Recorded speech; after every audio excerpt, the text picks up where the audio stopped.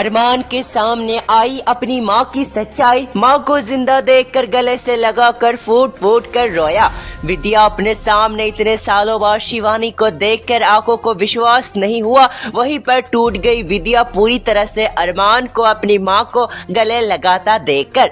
अरमान अपनी माँ को पहचान जाता है जब अपनी माँ के हाथों में माधव और उनकी तस्वीर देखता है।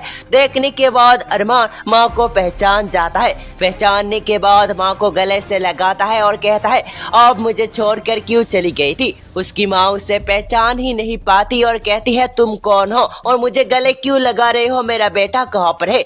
आरू तू कहाँ पर है, जल्दी आ, ये कौन है जो मुझे गले लगा रहा है। जिसके बाद अरमान कहता है, माँ मैं हूँ, मैं तुम्हारा अरमान हूँ, मुझे पहचान क्यों नहीं रहे हो। जिसके बाद वो यहाँ पर उसे पहचानने से इनकार ही नहीं बल्कि ये कहती है वो उसे जानती तक नहीं है। जिसके बाद डॉक्टर आकर अरमान से कहते हैं, आप इनके क्या लगते हैं और आप इनके साथ क्या रिश्ता है। जिसके बाद विद्या यहाँ पर मौजूद होती है। दादिसा के साथ तीनों सुनते हैं शिवानी की दिमागी हालत ठीक रही है और इस समय वो पूरी तरह से अपनों को बुला चुकी है। वो कई सालों से यहाँ पर अपने बेटे आरके के साथ रहती है। ये बात सुनने के बाद, ये बात जानने के बाद अरमान कहता है, तो इसका मतलब आरके मेरी माँ के साथ रहता है और आरके रिश्ते में मेरा भाई लगता है। वही ऐसा चीजों के बीच जहां विद्या सच्चाई सामने आती है और वो अपने बेटे को होने के डर से टूट जाती है।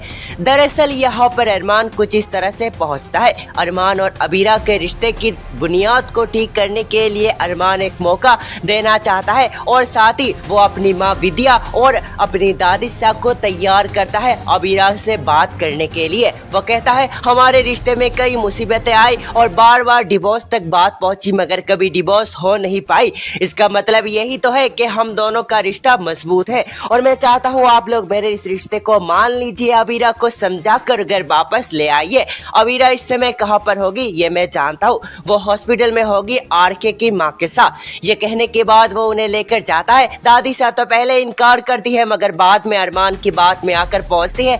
पहुंचने के बाद अरमान उनके हाथों में माधव और उनकी तस्वीर देख लेता है और देखने के बाद वो पूछता है, आप कैसे हैं और इतने सालों से कहाँ पर थे। जिसके बाद वो उसे पता लग जाता है यहीं पर माधव की पहली पत्नी यानी अरमान की माँ जिंदा है और वो उन्हें देखकर गले लगा लेता है। तभी वहाँ पर अबीरा भी पहुंच जाती है जहाँ पर उसके सामने भी ये सच आ जाता है, ये औरत कोई और नहीं अरमान की माँ है। अब आगे क्या